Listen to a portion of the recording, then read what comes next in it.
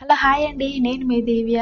ఎక్కడ చూసినా దోపిడీలు, దొంగతనాలు, మానభంగాలు ఇవే కనిపిస్తాయి. మార్నింగ్ నిద్ర లేచినప్పటి నుంచి. ద్వాపర యుగంలో శ్రీకృష్ణుడు పాండవులు అడవికి వెళ్ళి తిరిగి ఇంటికి వస్తూ ఉంటే పాండవుల్లో ఫస్ట్ అయిన ధర్మరాజునైతే అడిగాడు, నువ్వు అడవిలో ఏమేం చూసావు అని. అప్పుడు ధర్మరాజు శ్రీకృష్ణుడికైతే నేను ఒకే ఏనుగుకి 2 తొండలు ఉన్న ఏనుగునైతే చూశాను అంటాడు. అప్పుడైతే శ్రీకృష్ణుడు ఏమని చెప్తాడో తెలుసా? మనకు కలియుగం వచ్చిన తర్వాత ఇలా దోచుకునే వాడితే రాజ్యము ఒకటి చెప్తారు, ఇంకొకటి చూస్తాడు.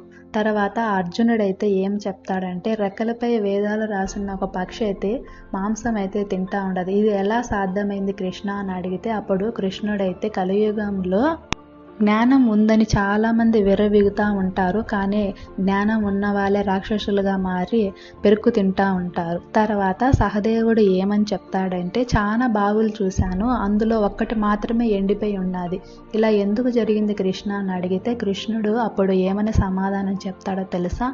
కలియుగంలో మనకు దేనికో అనవసరమైన వాటికి డబ్బులు ఖర్చు పెడతాడు, పేదవాడికి ఇవ్వడానికి మందుకు చాలా మంది వెనకాడుతూ ఉంటారు. మన వీడియోస్ కూడా నచ్చితే లైక్ చేసి, షేర్ చేసి, సబ్స్క్రైబ్ చేసుకోండి. కొంచెం మంచి చేయడానికి చేయకపోయినా పర్వాలేదు, మంచిగా ఉండడానికి ట్రై చేద్దాం.